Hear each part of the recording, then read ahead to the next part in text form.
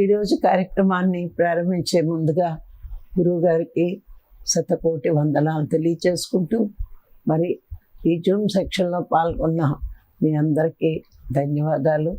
మరి ఈరోజు ఉగాది అంటే యుగానికి మొదటి రోజు అంటారు. మరి అంటే కలియుగం మొదటి రోజు. నేను చదివిన పుస్తకాల్లో అయితే కృష్ణుడి నిర్యాణం రోజు కలియుగం ప్రారంభం రోజు అని చెప్తారు. ఏదైతేనంటే ఉగాదిని మనం అందరం ఒక పండగగా చేసుకుంటాం కాబట్టి ఉగాదికి మరి మీ అందరికీ శుభాకాంక్షలు తెలియచేసుకుంటూ మరి ఈరోజు మనం కార్యక్రమం ప్రారంభించుకుందాం. మరి ఏదైనా మొట్టమొదట సంవత్సరాది కానీ అని అనడం కానీ ఉగాది కానీ అన్నాము అంటే సంవత్సరంలో మొదటి రోజు ఏ కార్యక్రమంతో మొదలు పెడతామో అది సంవత్సరం అంతా చేస్తాము అని మరి మనకి పెద్దలు చెప్తూ ఉంటారు. మరి మనమైతే ఈ ధ్యాన మార్గంలోకి వచ్చి అందరము ధ్యానం చేసి జ్ఞానం పొందడానికి ప్రయత్నిస్తున్నాం కాబట్టి మనము క్రిందటి సంవత్సరం కంటే ఈ సంవత్సరం ఇంకా ఎక్కువ సాధన చేస్తూ మరి ఇంకా ఎక్కువ జ్ఞానం పొందడానికి ప్రయత్నిద్దాం. ఎప్పుడు కూడా ఒక జ్ఞాని ఇంకా ఇంకా ఇంకా పెరగాలి, నేర్చుకోవాలి, జ్ఞానపరంగా ఎదగాలి అని కోరుకుంటాడు. మరి మనం కూడా ఆ బాటలో ఉన్నాం కాబట్టి ఇంకా మన జ్ఞానాన్ని పెంచుకోవడానికే మనం ప్రయత్నించాలి. మరి జ్ఞాన మార్గం అంటే ఒక ఆనంద మార్గం, మోక్ష మార్గం. ఆ మోక్షము అన్నది ఎలా వస్తుంది? మరి మనలో ఏ గుణాలు ఉంటే మోక్షంకి దూరం అవుతాం, ఆ గుణాలను ఎలా దూరం చేసుకోవాలి అన్నది మనం తెలుసుకోవాలి. ఎప్పుడైనా ఒక చక్కటి మార్గంలోకి వెళ్ళినప్పుడు మనకి అడ్డులు ఏంటో తొలగించుకుంటే ఆ మార్గంలో చాలా గొప్పగా ముందుకి సాగగలం. అలాగే మరి శంకరాచార్యులు చెప్పింది ఏంటి అంటే మోక్షము అంటే మోహక్షయమే మోక్షము అన్నారు. అంటే చనిపోయేకొచ్చే ముక్తి కంటే భూమి మీద ఉన్న మోక్ష స్థితిలో ఉండడం చాలా గొప్ప విషయం. ఈ భూమి మీద ఉండగానే ఆ స్థితిలో మనం ఉండగలిగితే మరి ముక్తిని చాలా బాగా పొందడానికి అవకాశం ఉంటుంది. మోక్షము అనేది చేసే పనుల వల్ల రాదు, కర్మ మార్గం కాదు మోక్షం. మరి మోక్షం అన్నది జ్ఞాన మార్గం. పుణ్యకర్మలు చేస్తున్నాము, మాకు మోక్షం వస్తుంది, భక్తిలో ఉన్నాము, మోక్షం వస్తుంది అంటే భక్తి కర్మ మోక్షం పొందడానికి మెట్లే కానీ మోక్షం పొందడానికి అసలైన మార్గం ఏంటి అంటే జ్ఞానమేనండి. ఆ జ్ఞానం మనం ఎంతగా పొందుతూ ఉంటామో మోక్షానికి అంత దగ్గర అవుతూ ఉంటాం. అందుకే కర్మ మార్గం కాదు, ఇది జ్ఞాన మార్గము అని చెప్పడానికి కారణం ఏంటంటే పుణ్యకర్మలు చేసిన వాళ్ళు మరి మేము మోక్షాన్ని పొందగలమనుకుంటారు, కానీ మోక్షాన్ని పొందలేరు వాళ్ళు. పుణ్యం చేయడం వల్ల ఏమవుతుంది అంటే బుద్ధి వికసించి మరి జ్ఞానంలోకి రావడానికి అవకాశం ఉంటుంది. పుణ్యం వేస్ట్ అని అనుకోవద్దు. ఎప్పుడైతే పుణ్యకర్మలు చేస్తూ ఉంటామో అంటే మనం ఒక సేవ కానీ, త్యాగం కానీ, దాన ధర్మాలు కానీ ఇవన్నీ చేసినప్పుడు మన బుద్ధి కొంచెం కొంచెంగా వికసించి నేను నాది అనేది కొంచెం వదులుకుంటాం. ఎప్పుడైతే నేను నాది రెండు భావాల్ని వదులుకోగలుగుతామో అప్పుడు పరమాత్మకి ఇష్టలుగా మారుతాం. మరి ఈశావాస్యోపనిషత్తులో నీకున్నది ఏదైనా త్యాగబుద్ధితో అనుభవించు అని చెప్పాడు. కాబట్టి మనమున్నది కొంచెం త్యాగబుద్ధితో దాన ధర్మాలు చేయడం, పుణ్యకార్యాలు చేయడానికి వినియోగించినప్పుడు మన బుద్ధి కొద్దిగా వికసించి జ్ఞాన మార్గములోకి మనం అడుగెడతాం. ఆ జ్ఞానం పొందడానికి ప్రయత్నిస్తూ ఉంటాం. అంటే పుణ్యం మొదటి మెట్టు అయితే, భక్తి మొదటి మెట్టు అయితే, పుణ్యకర్మలు మరి కర్మయోగం రెండో మెట్టు అయితే, ఈ జ్ఞానం అనేది చివరి మెట్టు. ఈ జ్ఞానం వల్లే మోక్షం వస్తుంది. మరి ఎంతమందో ఎన్నో కార్యక్రమాలు చెయ్యొచ్చు, కానీ వాళ్ళు ఎందుకు జ్ఞానంలోకి రాలేకపోతున్నారు? గొప్ప గొప్ప కార్యాలు చేస్తూ ఉంటారు, కొంతమంది దాన ధర్మాలు చేస్తూ ఉంటారు, ప్రజల కోసం ఏవేవో చేస్తూ ఉంటారు, కానీ వాళ్ళు ఎందుకు జ్ఞానం పొందలేకపోతున్నారు, మోక్షాన్ని పొందలేకపోతున్నారంటే కారణం ఏంటి అన్నది ఈరోజు మనం తెలుసుకుందాం. అంటే మొట్టమొదటి కారణం అజ్ఞానం. ఈ అజ్ఞానం ఏంటి అంటే, ప్రతి వాడికి ఉన్న అజ్ఞానం ఇప్పుడు నేను దేహం అనుకుంటూ ఆ దేహానికి కావలసినవన్నీ సమకూరుస్తున్నారు. నిజమే, దాన ధర్మాలు చేసి పుణ్యం సంపాదిస్తే ఈ దేహంతో చేసిన పుణ్యం మళ్ళా ఒక కొత్త దేహం తీసుకుని దాన్ని అనుభవించడానికి మనం రెడీ అవుతాం, కానీ మరి శోకం మాత్రం పోదు, దుఃఖం మాత్రం పోదు. ఆ దుఃఖం పోవాలి అంటే జ్ఞానం ఒక్కటే ఉండాలి. ఆ జ్ఞానం లేకపోతే ఎవ్వరి దుఃఖము కూడా పోదు.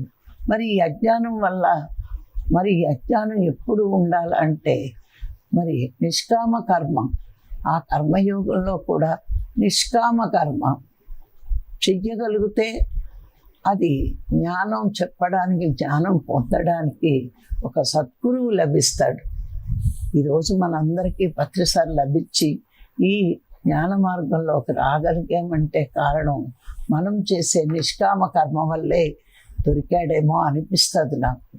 లేకపోతే ఎందరో పత్రిసారి చుట్టూరు ఉన్నా, సాధన అంటే ఏంటో తెలుసున్నా, మరి ఈ జ్ఞానం పొందడానికి ప్రయత్నించట్లేదు. మరి జ్ఞానం పొందడానికి ప్రయత్నిస్తేనే మరి మోక్షానికి వెళ్ళడానికి అర్హత వస్తుంది. చూడండి, శరీరం మనం చాలామంది ఆయురారోగ్యాలతో ఆశీర్వచనం కూడా ఆయురారోగ్య సిద్ధ్యర్థం అని ఆశీర్వదిస్తారు. మరి అలాగే ప్రతివాడు ముందు నా ఆరోగ్యం బాగోవాలి, ఆరోగ్యం బాగోవాలి అని కోరుకుంటాడు. ఈ భావన, ఇది భావనే కదా, కరెక్టే కదా అనిపిస్తుంది. కానీ ఈ భావన ఈ శరీరం ఉన్నంత వరకు ఉంచుకుంటే ఈ జన్మకే దాని లాభం ఉండొచ్చు, కానీ మరి అజ్ఞానం వల్ల ఈ భావన ఉంటే ఇది మరో జన్మకు కూడా వెళ్తుంది. గమనించండి, శరీరం చితి మీద కాలిపోయాక శరీరం ఉండదు, కానీ ఈ అజ్ఞానం అన్నది కాలిన శరీరంతో పాటు అజ్ఞానం పోదు, ఇది మరో జన్మకు కూడా వస్తుంది. ఎందుకు అజ్ఞానం పోగొట్టుకోమని గురువులు మనకు చెప్తారు అంటే, శరీరం చితి మీద కాలిపోయినా నీ మనసుకున్న అజ్ఞానం ఆ చితి మీద కాలదు. ఈ అజ్ఞానం దేనిలో కాలుతుంది అంటే జ్ఞానాగ్నిలో కాలుతుంది. అంటే జ్ఞానం తీవ్రత అయినప్పుడు, ఎప్పుడు తీవ్రత అవుతుందంటే ఆ గురువు దగ్గర నేను శరీరం కాదు, నేను ఆత్మని అని అనుక్షణం ఎరుకలో ఉన్నప్పుడు నీ అజ్ఞానం పోతుంది. అందుకనే చితి మీద శరీరం కాలినా మనలో అజ్ఞానం కాలదు అని తెలుసుకుని మరి గురువు చెప్పిన సాధన, గురువు చెప్పిన జ్ఞానం చేస్తూ ఆ కర్మయోగంలోనే ఉండిపోకుండా జ్ఞానయోగంలోకి అడుగుపెట్టినప్పుడు ఆ జ్ఞానం పొందడానికి ప్రయత్నిస్తూ మరి మనసును శుద్ధత్వంలో ఉంచుకుంటూ సాధన చేస్తూ ఈ జ్ఞానం పెంచుకోవడానికి ప్రయత్నించాలి. నిజంగా మనవాళ్ళు ఎంత జాగ్రత్తగా ప్రతి నిమిషము మరి ఈ జ్ఞానాన్ని పెంచుకుంటూ ఎన్ని క్లాసులు ఉన్నా అన్ని క్లాసుల్లోకి అటెండ్ అవుతూ, మరి రాఘరావు గారు కూడా ఎక్కడ క్లాస్ అయినా లైవ్ ఇస్తే అందరూ వింటారు, నేర్చుకుంటారు అని తాపత్రయంలో, ఆయన తాపత్రయానికి తగ్గట్టుగా ఈ రవి కానీ సింధు కానీ ఎంత తీవ్రంగానో ఈ ల్యాప్టాప్లు తీసుకుని ఎంత ఎక్స్పెరిమెంట్ చేస్తున్నారు. మరి ఇంత జ్ఞానం అందరికీ పంచాలని ఎంతో తాపత్రయంతో ఈ పని చేస్తున్నారు. ఎందుకంటే ఒక్క సాధన అన్నది, జ్ఞానం చేయడం అన్నది కర్మయోగమే, జ్ఞానం పొందడం అన్నదే అసలైన ముక్తి మార్గం. సాధన ఒక్కటి చేసేస్తే కోరికలు పోవట్టి, జ్ఞానం చేస్తే మాకు చాలు, జ్ఞానం వినము అనుకుంటే అక్కడ జీవుడు జీవుడిగానే ఉంటాడు, ఇంకా ప్రపంచపు కోరికలు పెంచుకుంటూ ఉంటాడు. మరి జన్మలకు కారణమైపోతుంది. అందుకే జ్ఞానం పెరగాలి పెరగాలి పెరగాలి అనే మరి ఇన్ని రోజుల నుంచి ఈ జూమ్ సెక్షన్లు అవుతూనే ఉండి ఎక్కడ క్లాసులు జరిగినా లైవ్ ఇవ్వడానికి ప్రయత్నిస్తూ అందరికీ అనుక్షణం వినిపించడానికి ఎంతోమంది దీనికి కృషి చేస్తున్నారు. మరి అందుకే జ్ఞానం అనేది, మోక్షం అనేది కర్మ మార్గం వల్ల రాదు, మరి జ్ఞాన మార్గం వల్ల వస్తుందని ప్రతి ఒక్కరూ తెలుసుకుని జ్ఞానం సంపాదించాలి అనే కాంక్ష ఉండాలి ప్రతి వాళ్ళకి. మరి ఈ అజ్ఞానం పోనంత వరకు, ఏ అజ్ఞానం, నేను శరీరాన్ని అనే అజ్ఞానం పోనంత వరకు మోక్షకాంక్ష రాదు, మోక్షమే రాదు, జ్ఞానమో కలగదు. నేను శరీరం దేనికి తెచ్చుకున్నామో తెలుసుకోవాలి. నేను ఆత్మని సాధన కోసం ఈ శరీరాన్ని నేను తెచ్చుకున్నాను అనే జ్ఞానం అంటారు. లేకపోతే ఏమవుతుందంటే దానికి చిన్న రోగం వచ్చినా వెలవెల్లాడుతాం. చితి మీద కాలిపోయే శరీరం, మరి శరీరం పోయినంత మాత్రాన జీవుడి యొక్క అజ్ఞానం పోదు. కాబట్టి సద్గురువు ఇచ్చిన జ్ఞానం వల్ల, సాధన వల్లే అజ్ఞానం పోతుంది అని ప్రతి ఒక్కళ్ళు తెలుసుకోవాలి. ఎందుకు అంటే అది తెలియనప్పుడు సాధన మీద ఇంట్రెస్ట్ ఉండదు. అజ్ఞానం ఉన్నంతసేపు దుఃఖం ఉందని తెలియాలి. ఆ అజ్ఞానం ఉంటే నష్టం ఏంటి అనుకుంటారు చాలామంది. నేను శరీరం అనుకుంటే నష్టం ఏంటి అనుకుంటారు. రెండిటి వల్ల నష్టమేం లేదు. దుఃఖం పోదు, కర్మ పోదు. కర్మ ఎప్పుడైతే ఉందో రోగము వస్తుంది, బాధ వస్తుంది. ఈ రెండు పోయే ఏకైక మార్గం సాధన, జ్ఞానం. ఇంకా మనకి సాధనలో సరిగ్గా పటుత్వం రావట్లేదు అంటే మనకి ఇంకా అజ్ఞానం పోలేదు. ఎందుకు అజ్ఞానం పోలేదు? సరి అయిన జ్ఞానం వినట్లేదు, సరి అయిన జ్ఞానం నేర్చుకోవట్లేదు, సరి అయిన అనుభవం పొందట్లేదు. ఏ అనుభవం? కళ్ళు మూసుకుంటే వచ్చేవి కాదండి. నేను శరీరము అనే భ్రాంతి పోక, నేను ఆత్మని అనే అనుభవంలోకి ఇంకా రానప్పుడు ప్రతి వారికి దుఃఖం ఉంటుంది. అది పోగొట్టుకోవాలి. పోగొట్టుకుంటే జ్ఞానం పెరిగే కొద్దీ నేను శరీరం అనే అనుభూతి పోయి నేను ఆత్మని అనే అనుభవం వస్తుంది. అందుకే గమనించుకోండి, ప్రతి ఒక్కడు చితి మీద కాలిన శరీరం కోసం కాదు, ఈ భూమి మీద ఉండగానే గురువు దొరికాడు కాబట్టి, సాధన తెలిసింది కాబట్టి నాలో అజ్ఞానాన్ని పోగొట్టుకోవాలి. ఇది పోగొట్టుకోకపోతే ఈ జన్మకి, ఇది మరు జన్మకు కూడా వస్తుంది. అప్పుడు అక్కడ కూడా మోక్షం రాదు, అక్కడ కూడా ఆనంద స్థితిలో నేను ఉండలేను. ఈ జన్మకి సాధన తెలిసింది కాబట్టి ఈ జన్మలోనే సాధన చేసి జ్ఞానం పొంది నా అజ్ఞానాన్ని పోగొట్టుకుని మోక్షానికి దగ్గరవుతాను అనేది మనకి రావాలి. అందుకే అజ్ఞానం ఎందుకు ఉండకూడదు అంటే, ఇది ఈ జన్మకే కాదు మరు జన్మకు కూడా వచ్చేస్తుంది కాబట్టి ఈ జన్మలోనే ఈ అజ్ఞానాన్ని నేను పోగొట్టుకోవాలి అని ప్రతి సాధకుడు కూడా ఆ ఆలోచనతో ఉండగలగాలి. మరి మోక్షం పొందలేకపోవడానికి అజ్ఞానంతో పాటు మన ప్రవర్తనలో కూడా ఇంకా ఉన్నాయి. రెండవది ఏంటంటే అమానుషత్వం. ఈ అమానుషత్వం ఏంటి అంటే, నేను ఏం చేసినా చెల్లుతాదనే పొగరుబోతనం. దీన్ని పొగరనే అనాలి.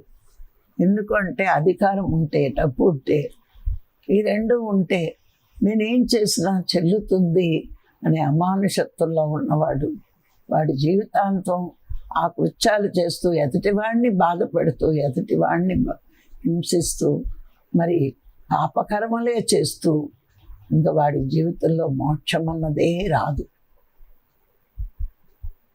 ఇప్పుడు చూడండి, ఈ అమానుషత్వం అనే మాట పొగరు ఎవరికీ లేదనుకుంటున్నాం. కింద వాళ్ళ మీద పై వాళ్ళకి ఎప్పుడూ పొగరు ఉంటుంది. సాధన లేని వాళ్ళకి ఇంకా ఎక్కువ ఉంటుంది.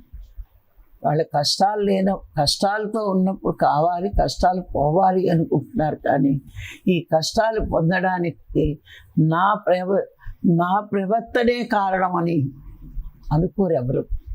ఎందుకు అనుకోరంటే అహంకారం వల్ల నేను చేసింది కరెక్టు, నేను చేసిందే కరెక్టు అని అనుకోవడం వల్లే ఈ అమానుషత్వంగా ప్రవర్తిస్తూ ఉంటారు. కొంతమంది చిన్న తప్పుకి పెద్దగా హింసిస్తారు, అది కూడా అమానుషత్వమే. చిన్న మాటకి పెద్దగా అరుస్తారు. కొంతమంది నాకు అధికారం ఉందని అరుస్తారు, కొంతమంది భార్య పిల్లలు లోపు అయితే అరుస్తారు, కొంతమంది భార్యలకు నోరు ఉంది కదా అంటే భర్తల మీద అరుస్తారు, పిల్లల మీద అరుస్తారు, పని వాళ్ళ మీద అరుస్తారు, కింద ఉద్యోగస్తుల మీద అరుస్తారు. ఇలాగా అమానుషత్వం అంటే ఎదుటి వాడిని బాధ పెట్టే గుణం, హింసించే గుణం. అది చిన్నగా ఉంటే పర్వాలేదు, మార్చుకుంటారు. పెద్దగా ఉన్నప్పుడు వాడి జీవితాంతం అలాగే బతుకుతాడు, కానీ వాడెప్పుడూ మోక్షాన్ని పొందడానికి అర్హత ఉండదు. చూడండి, చిన్న చిన్న తప్పులే మరి పెద్ద గొప్పగా ఆనంద స్థితి పొందడానికి మనకు దూరం అయిపోతాము. అందుకే భూమి మీద మనం వచ్చాము అంటే ఏది చెయ్యకూడదో తెలుసుకోవాలి, ఏది చెయ్యాలో తెలుసుకోవాలి. మనలో ఉండకూడని లక్షణాలు తెలుసుకుంటూ, ఉండవలసిన లక్షణాలు ఏంటో తెలుసుకుంటూ ఉండాలి. మరి రెండోది ఏంటి అంటే, మొదటిది మరి అజ్ఞానం, రెండోది అమానుషత్వం, మూడో పాయింట్ మరి డంబం, గొప్పలు చెప్పుకోవడం. ఇది చాలా మంది చేసే పని. మనం చాలా గొప్పల కోసమే ఇప్పుడు భూమి మీద అందరూ బతికేస్తున్నారు.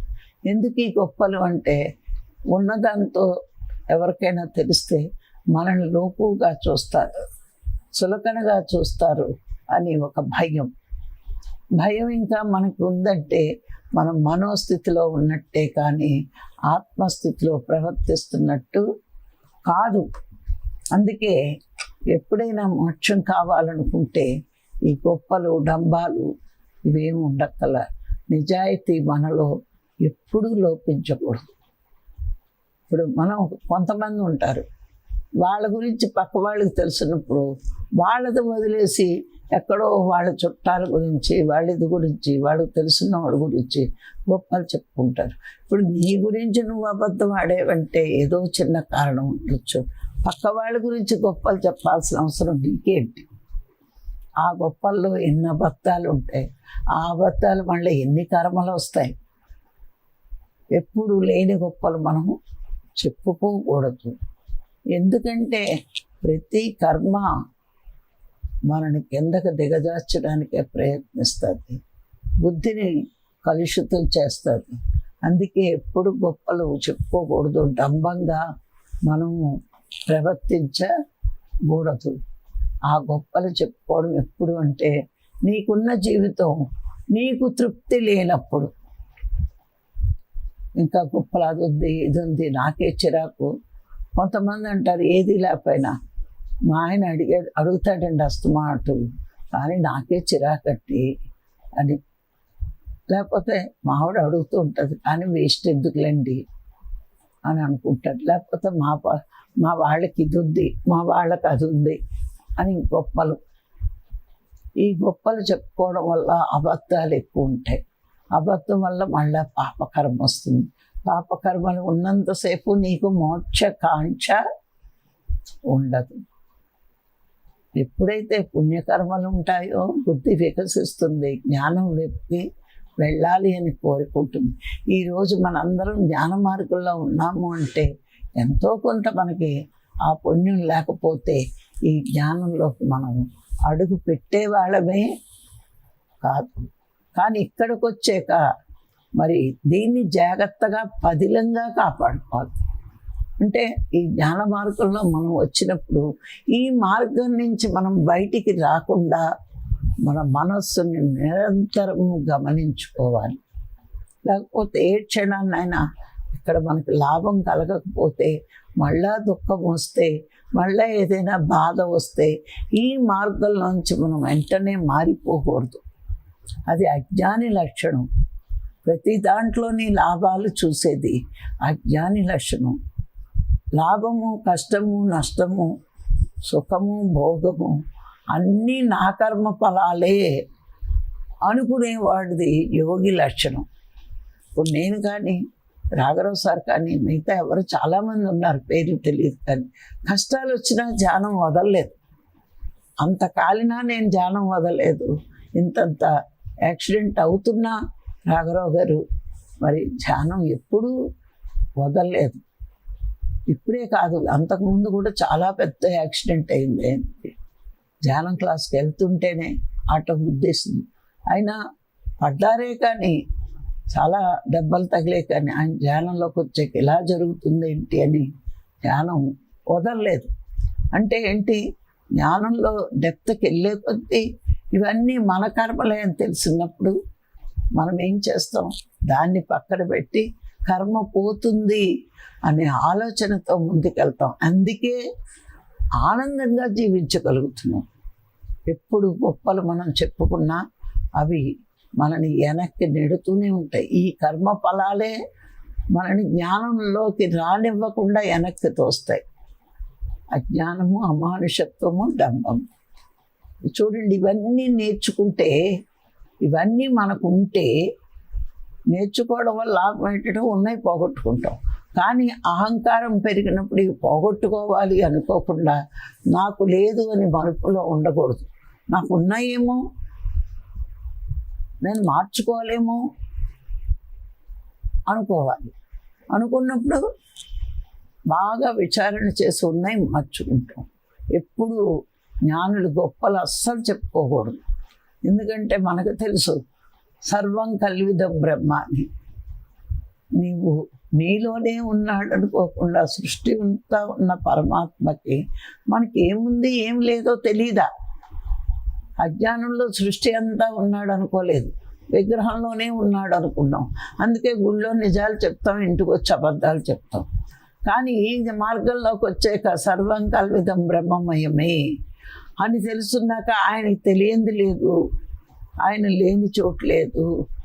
నేనేం మాట్లాడినా ఆయనకి తెలుస్తుంది. కాబట్టి సరిగ్గా ఎరుకతో సత్యంలోనే ఉండాలి, సత్యమే మాట్లాడాలి, గొప్పలు చెప్పుకోకూడదు, విపరీతంగా ప్రవర్తించకూడదు, అజ్ఞానం మార్చుకోవాలి. ఇవన్నీ మనకు అర్థమవుతాయి. మరి చిట్ట చివరిది హింస. మనం ఎప్పుడూ కూడా అహింసలోనే జీవించాలి, కానీ హింసలో జీవించకూడదు. మనం మన కోసం, మన ఆనందం కోసం, మన తృప్తి కోసం జీవుల్నే కాదు మనుషులను కూడా హింస చేయకూడదు. చాలామంది లోకుగా ఉంటే హేళన చెయ్యొచ్చు, మాటలు అనొచ్చు, తిట్టొచ్చు, కొట్టొచ్చు. అది మాటల ద్వారా చేసే హింస, చేతుల ద్వారా. హింస అంటే మాంసారం ఒకటే అనుకుంటున్నారు, కానీ మాంసారం ఒకటే కాదండి. మాట ద్వారా హింసిస్తే వాడు ఎంత బాధపడతాడో ఆలోచించగలగాలి. చేతల ద్వారా ఒక్కొక్కడి పిల్లలు చిన్న తప్పు చేసినా కొట్టేస్తారు, ఒక ర్యాంక్ రాకపోతే కొడతారు. ఏదైనా చిన్న కారణానికి అంత కోపాన్ని కంట్రోల్ చేసుకోలేరు. నచ్చ చెప్పాల్సిన వయసు వాడది, మనం నచ్చ చెప్పాలి, కానీ కొట్టేస్తాం మనం. కొంతమంది కొట్టి భోజనం పెడతారు, నేను ఎన్నో చూస్తున్నాను. అంత చిన్న విషయానికి తల్లికి ఓపిక లేక కొట్టడం. మరి ఇలాంటి చిన్న చిన్న హింసలు చేస్తే మరి అవే మన జీవితంలోకి వస్తూ ఉంటాయి. ఎందుకు సహనం కోల్పోతున్నాము అంటే సాధన లేక. ఆ సాధన ఉన్నప్పుడు సహనము ఆటోమేటిక్గా వస్తుంది. ఇప్పుడు చూడండి, మన వాళ్ళందరూ చక్కని సాధన చేస్తారు కాబట్టి ఎన్ని ఊళ్ళైనా తిరిగి అందరూ బాగుండాలని ధ్యానం చెప్తున్నారు. లేకపోతే ఇంట్లో పని చేస్తేనే అలసిపోయామని పక్కెక్కే ఈ వీళ్ళు ప్రపంచక జీవితంలో చిన్న చోటికి వెళ్ళొస్తేనే అలసిపోతాం అనుకునే వీళ్ళు ఈరోజు అందరికీ జ్ఞానం చెప్పాలి అని తిరుగుతున్నారు. అంటే కొంచెం కొంచెంగా సహనం పెంచుకుంటున్నారు. అందరూ బాగుండాలని అంతరాంతరాలలో కోరిక ఉన్నప్పుడు అందరి కోసం కొంతైనా కష్టపడాలి అని మనకి జ్ఞానం వస్తుంది. మరి హింస కూడా మనని మోక్షానికి దూరం చేస్తుంది. అందుకే ఒక సాధకుడు అహింసలోనే జీవించాలి. సహనంతో ఉండాలి, ఓపికతో ఉండాలి. ఎందుకంటే ఒక్కొక్కసారి ప్రకృతి నీ ముందు నీకు నచ్చని పరిస్థితులు పెడుతుంది. ఎందుకంటే మనలో సహనానికి పరీక్ష. మనకి ఏ విషయం అయితే నచ్చదో, అది వ్యక్తి ద్వారా అవ్వచ్చు, భార్య ద్వారా అవ్వచ్చు, భర్త ద్వారా అవ్వచ్చు, స్నేహితుల ద్వారా అవ్వచ్చు, అప్పుడు కూడా సహనం ఉందా లేదా అని ఆ ప్రకృతి ద్వారా పరీక్షలు పెడుతూనే ఉంటాడు పరమాత్మ. అప్పుడు మనం చాలా ఓపికగా ఉండాలి, కానీ ఇష్టం వచ్చినట్టు మనం మాట్లాడేస్తూ ఉంటాం. అంటే ఇది అందరికీ పాఠాలే. నేర్చుకుంటే పాఠాలు, నేర్చుకోకపోతే ఇంకా వాళ్ళకి ఏదీ లేదు. ఈ జన్మకి మోక్షం గురించి ఆలోచించాల్సిన అవసరం లేదు. నిజంగా నేను అనుకుంటాను, ప్రాపంచిక జీవితంలో చాలామందికి మోక్షం అనే పదమే తెలియదు, దాని అర్థము తెలియదు, అది ఎలా సంపాదించుకోవాలన్నది కూడా తెలియదు. ఎందుకంటే భక్తిలో చాలా చిన్న వాటి ప్రయత్నం చేస్తున్నారు అంతే ప్రతి వాళ్ళు కూడా. భక్తి అంటే గుడికి వెళ్ళి కొబ్బరికాయ కొట్టి దర్శనం చేసేసుకుని వస్తే భక్తి అనుకుంటున్నారు. అంటే అక్కడ భక్తి కాదు, భగవంతుడు ఉన్నాడు, మనం కోరుకుంటే ఇస్తాడు, కొబ్బరికాయ కొడితే ఇస్తాడు అని వాళ్ళ అంతరాంతరాల్లో ఉండిపోయింది. కానీ వాళ్ళు ఒక 5% భగవత్ తత్వంలో ఉంటే మనం జ్ఞాన మార్గంలోకి వచ్చాము అంటే ఒక 90-80% భగవత్ తత్వంలో ఉన్నాం మనం. వాళ్ళతో మనం ఎప్పుడు పోల్చుకోవద్దు. అంటే అది అజ్ఞానమే. మనం ఈ మార్గంలో ఉన్నాం కాబట్టి మోక్షానికి చాలా దగ్గర అయిన జ్ఞాన మార్గంలో ఉన్నాం. అందుకని మనలో ఈ గుణాలు ఉన్నాయా అంటే, నేను గొప్పల కోసం జీవిస్తున్నానా, లేకపోతే ఎవరినైనా మాట అనేస్తున్నానా నా కింద వాళ్ళని, లేకపోతే నేను ఇంకా హింస పెడుతున్నానా, లేకపోతే ఇంకా నేను శరీరం అన్నట్టు ప్రవర్తిస్తున్నానా. ఇప్పుడు ఇక్కడికి వచ్చి కూడా ఇంత చెప్తున్నా ఇంకా మనం విగ్రహారాధన వదలలేదు అంటే ఇంకా భయం అనే స్థితిలో ఉన్నాం. ఎందుకు? ఇంకా అజ్ఞానం పోక ఇంకా మనోస్థితిలో ఉండి ఆ భయంలో ఉండి అది చేస్తున్నాం. అంటే అది చేస్తున్నాము అంటే ఇంకా భయం ఉన్నట్టే, ఇంకా అజ్ఞానం పోనట్టే.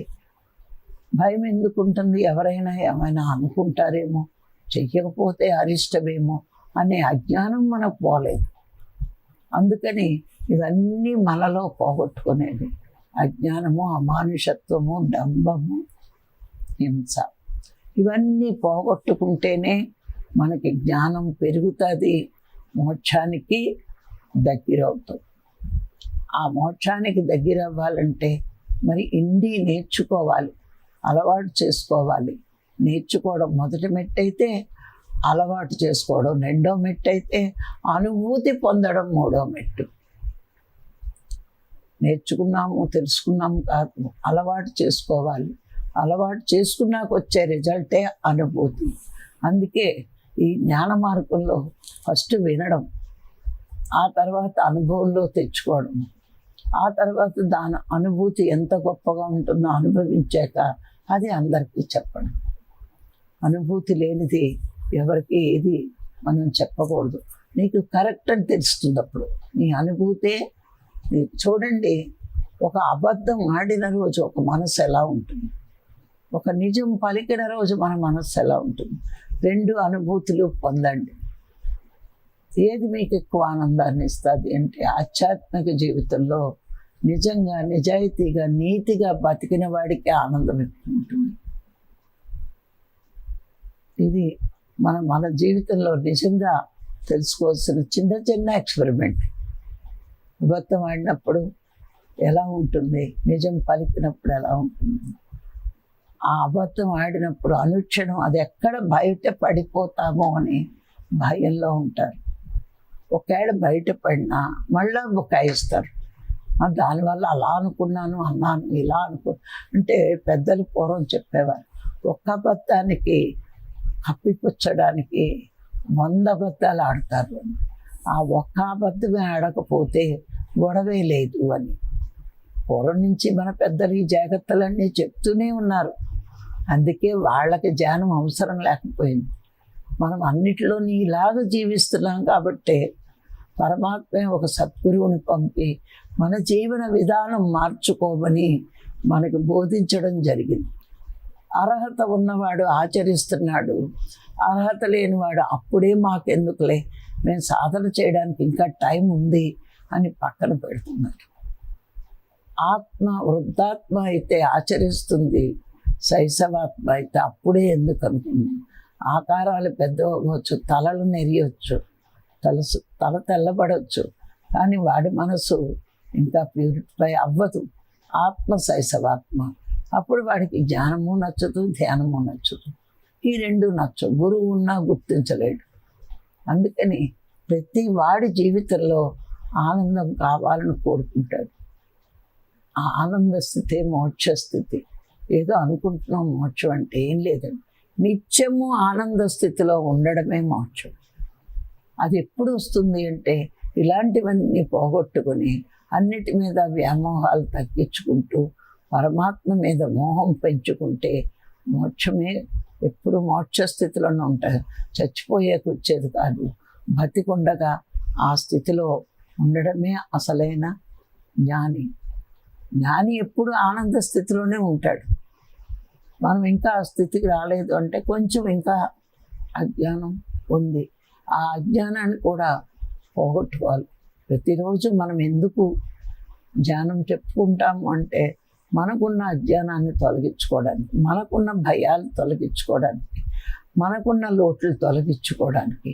ఇవన్నీ లోపాలు, లోట్లు, అజ్ఞానం, భయాలు, ఇన్ని కారణాలు ఉన్నాయి. మీరు గమనించండి. ఇవన్నీ చేస్తున్నాము అంటే వ్యక్తిగా కాదండి.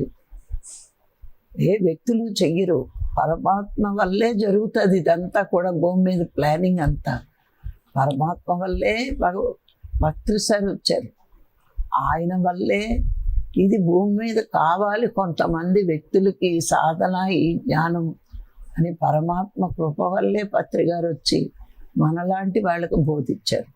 మనం ఇంకా దాన్ని పెంచి పోషించుకోవాలని ఈ జ్ఞానం అంతా కూడా మనం చెప్పుకుంటున్నాం. ఇది పుస్తకాల్లో మాత్రమే దాగి ఉండడం కాదండి, మన మస్తకాల్లో కూడా ఇంకిపోవాలి. ఆ ఇంకిపోయినప్పుడే నిత్యము ఆనంద స్థితిలో ఉండగలుగుతాం. మరి ఈరోజు ఈ అవకాశం ఇచ్చిన మీ అందరికీ మరొక్కసారి కృతజ్ఞతలు. Thank you.